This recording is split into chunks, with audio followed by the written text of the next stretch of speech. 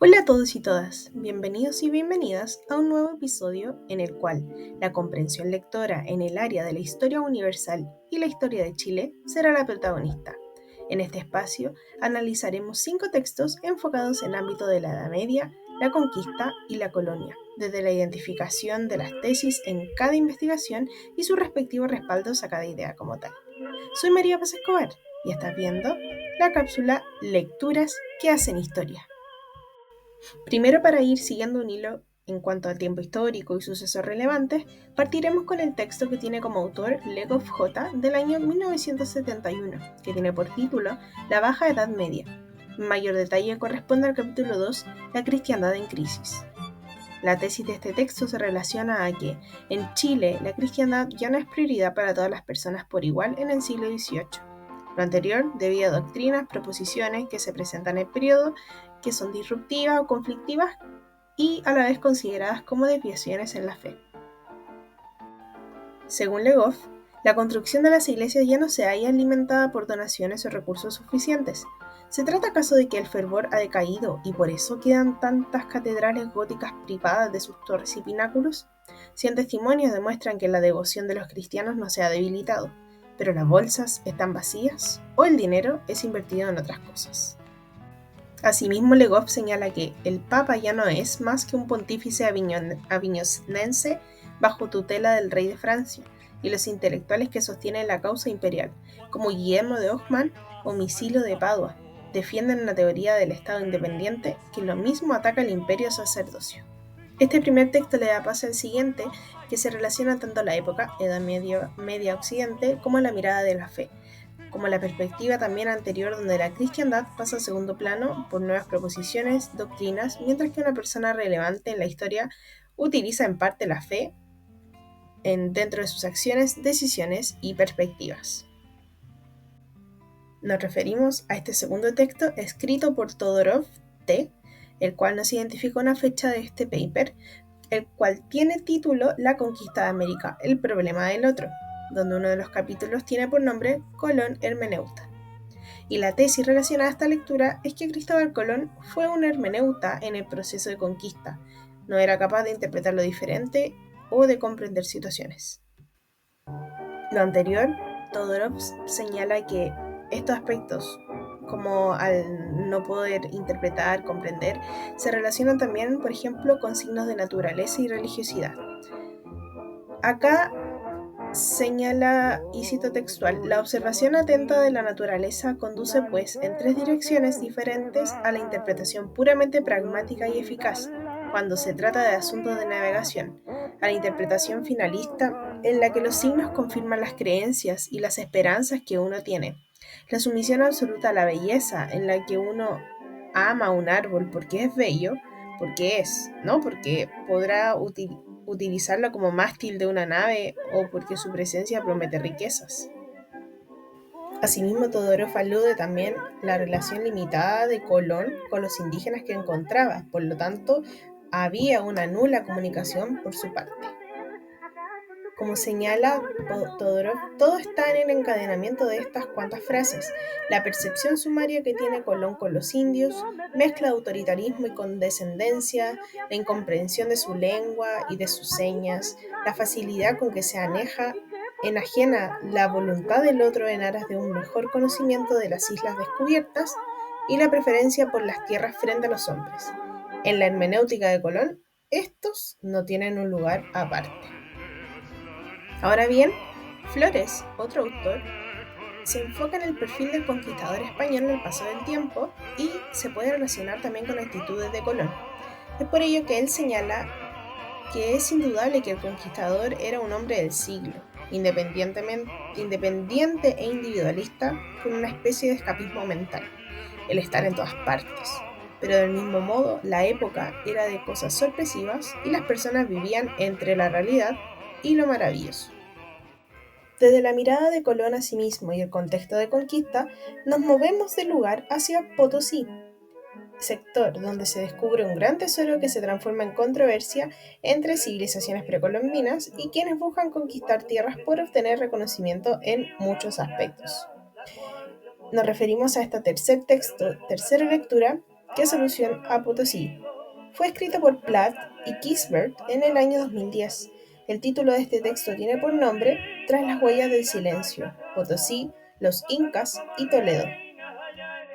El contexto histórico de este texto recae en territorio minero peruano, actualmente boliviano, que fue uno de los focos más relevantes en el tiempo de conquista en Latinoamérica. Este cerro es conocido hoy en día como Potosí, donde se descubrió la plata. Y en este caso, para los incas, lo sagrado era un punto clave que llegó a ser uno de los silencios al tener conciencia de este tesoro. Es por ello que la tesis de esta investigación sostiene que el silencio que guardaron los incas fue una estrategia ante el descubrimiento de Potosí frente a los españoles. Platt et al. Señala que ahora bien es posible que el encubrimiento respondiera al deseo del Inca Manco, del mismo Pauyú y quizás también de los malcos de las naciones de Charcas, de reconstruir algún día Tahuantinsuyo. Siendo uno de los más importantes huacas solares del imperio, Potosí daría poder y legitimidad a cualquiera que lo poseyera. Otra explicación más sencilla es que los indios de Guaracara deseaban pagar los tributos en plata impuestos por los españoles sin decirle de dónde venía la riqueza. Esta práctica es conocida en otros casos y contextos. Podemos apreciar una fuente visual de la ciudad de Villarrica Imperial de Potosí. Lo anterior se relaciona con la estrecha relación con el virrey Francisco de Toledo, el control de los pizarristas por la plata de Potosí. Se consideraba como última estrategia en el acercamiento al rey, por eso perduró el silencio de los protagonistas andinos. Platt et al. Menciona a su vez que Potosí fue sobre todo un objeto de adoración y culto, y que la dimensión de la extracción minera debe matizarse cuidadosamente en cuanto a la minería y su producto. No estuvieron vinculados en la época prehispánica con la ganancia mercantil, como sucedería después de la conquista, sino con un gran culto religioso del rayo, la minería y la guerra. Ahora bien, al no guardar este silencio, los incas podían perder la totalidad del control de Potosí. Es por ello que habían ciertos enfrentamientos, tanto políticos, que trataban de privar los incas. Se promovía un control por parte de los pizarristas españoles al tratar de obtener la plata y el control de Potosí. Es por ello que el autor Rowe, en Actas del Cuarto Congreso Internacional, menciona lo siguiente. Pizarro creó las primeras encomiendas basándose en información proporcionada por Manco Inca de los nombres de las curacas y la cantidad de gente que gobernaban, así que cada encomienda correspondía a una unidad administrativa inca. A medida que los nuevos encomenderos tomaron posesión de sus indios, el gobierno inca perdió el primer control económico de ellos y después el control político. El trato entre aymaras, incas y españoles queda al descubierto al tratarse de creencias, perspectivas, formas de llegar a acuerdos. Este silencio, como se decía anteriormente, se reflejaba al no difundir lo preciado que tenía lugar, para algunos sagrados, otro de trabajo para poder obtener poder y legitimidad. Alude también en el caso de Chile a cómo la conquista se desarrolló y que los indios también fueron parte de enfrentamientos, de descubrimientos, choques culturales y más. La relación sobre todo con el pueblo mapuche y españoles fue clave en la conquista.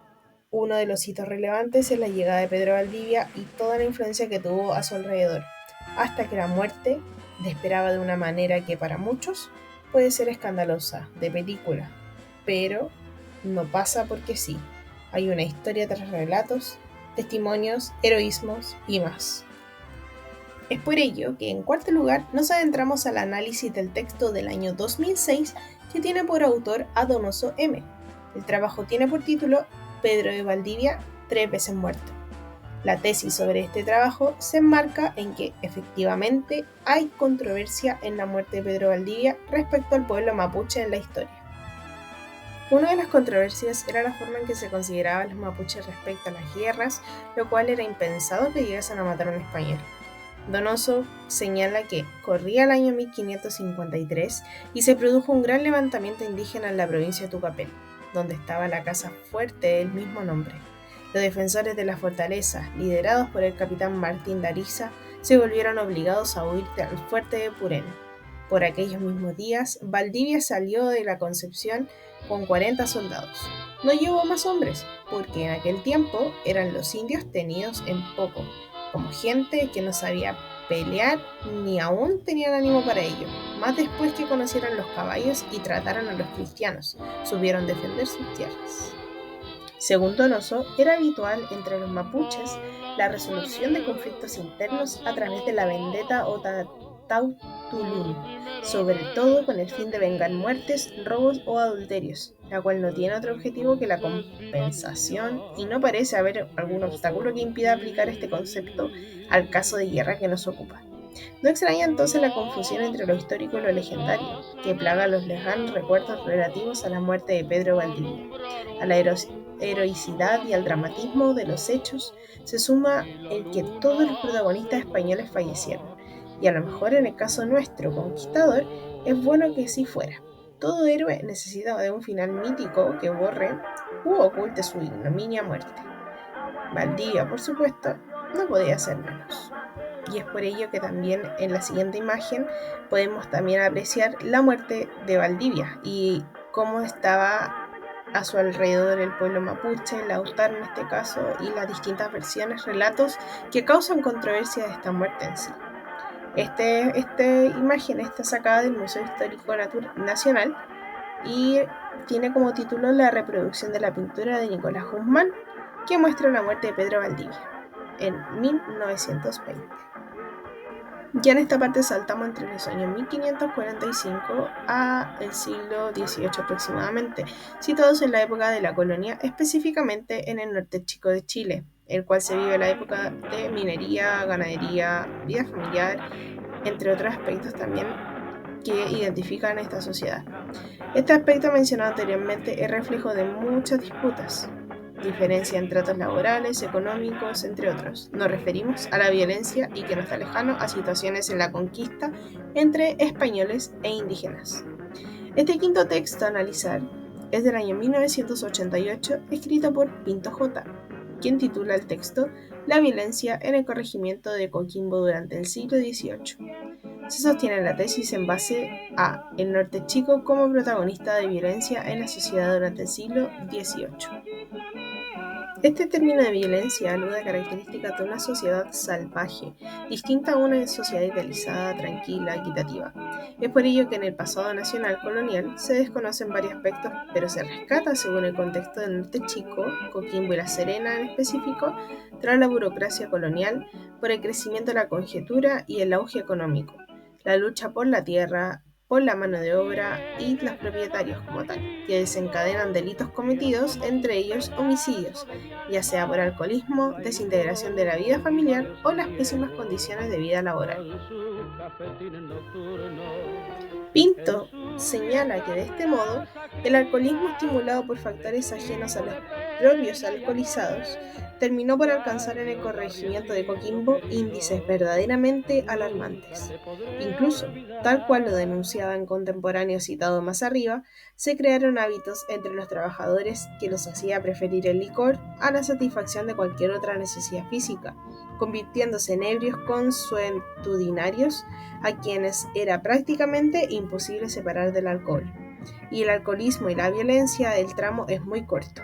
El mismo contemporáneo recién citado agrega que las borracheras provocaban pendencias, heridas y muertes, sin que nadie pudiera aquietar los ánimos de aquellos que caían en esos estados de embriaguez. Además, se cita que hubo incluso varios casos de amantes que se oponían de acuerdo para acabar con el marido engañado, encubriendo el crimen con simulados accidentes. Así, hombres ahogados que aparecían en los ríos, otros heridos al desempeñarse de los montes y cadáveres destrozados por la acción de animales, resultaban a la larga víctimas de una pareja de amantes que había premeditado el crimen con la mayor frialdad. Para concluir esta cápsula, me gustaría destacar el gran desafío de poder buscar la manera de unir coherentemente, según mis perspectivas, los 5 textos, cada uno con posiciones muy distintas, temáticas si bien relacionadas, pero cada uno con fragmentos relevantes que permiten desarrollar una empatía y conciencia histórica. Personalmente, el texto del corregimiento de Coquimbo, además de vincularlo, por ejemplo, al tiempo de la colonia, de la realidad de familias, mineros, mujeres, se me hace cercano al ser un lugar que solía frecuentar en mi niñez.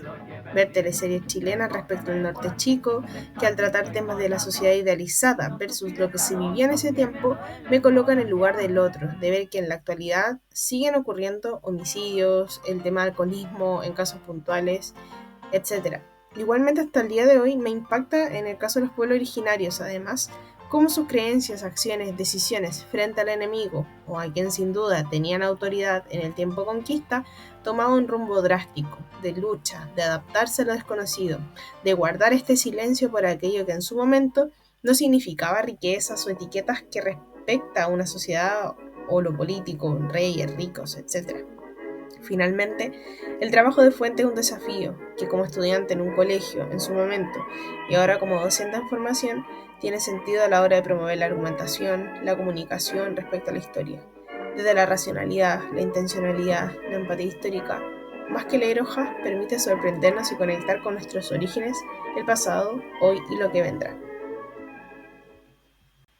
Nuevamente, muchísimas gracias por unirte a este episodio, a esta cápsula. Compártenos qué nuevas temáticas te gustaría escuchar y poder discutir. Nos vemos nuevamente aquí, en Lecturas que hacen historia. Quizás en estas playas, esperando